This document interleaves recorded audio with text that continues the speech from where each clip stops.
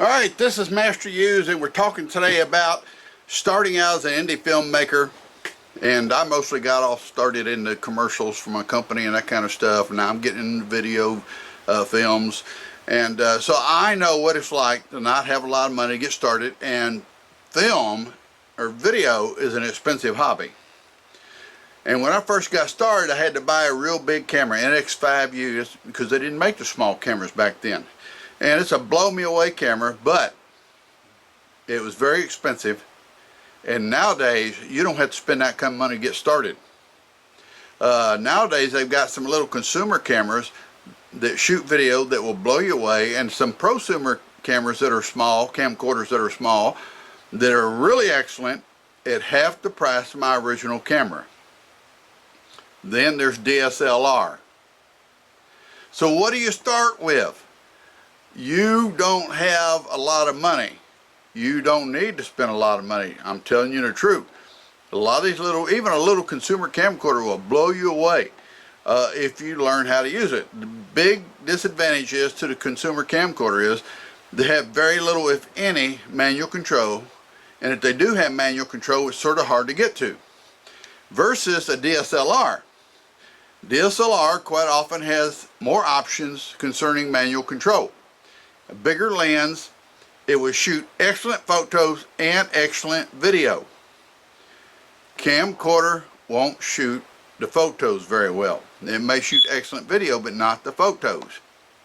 But camcorder can be a little cheaper. Now you can get one of these, they seem like they're cheap, the price of a mid-range camcorder, but you have to buy the lens too.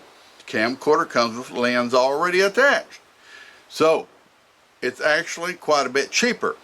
But you can still get a camera, $1,000 or under, with a lens, DSLR or camcorder to get started with and shoot great video. The question is, which is best for you to get started if you're just an indie filmmaker starting out? Well, the prosumer camcorders, like I said, lack a lot of manual control. Manual control is a big plus. The DSLR may have more manual control, but you have to spend the time to learn how to use the camera. It's a lot harder than just using a consumer video cam or even a prosumer video cam. Now I've got a Sony prosumer video cam over there, $2,000 plus. Let's keep our budget down to $500 to $1,000 to get some kind of camera to get started. So that eliminates a prosumer camera. Okay, sticking to a video cam that's consumer type, and they now have a couple out, $900 or so, that also shoot 4K.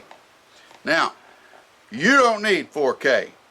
It's going to be years before 4K is really coming out. You just need something to get started and learn the art of video and practice with. So what's the point of me mentioning a consumer camcorder that's got 4K? Because they quite often have a little bigger lens on them, and they quite often have a bigger sensor on them.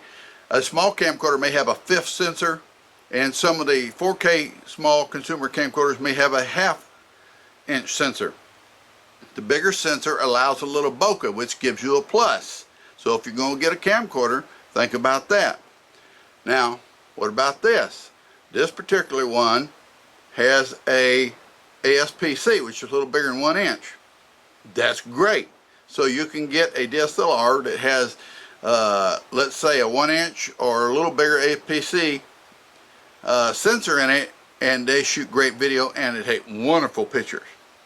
So you're down to this. You've got to keep it into the budget. This one can tend to be a little more expensive if you don't know how to buy it, but it does give you a lot more manual controls than a consumer camcorder. So if you're serious about this and you plan on sticking with it, I'd probably tell you to go with the DSLR in your price range that shoots great video and photos, and you'll be ahead of the game, save a little money, because later you would have to upgrade the camcorder. Alright, this is Master Use giving you some tips. Hope it helps you. Bye-bye.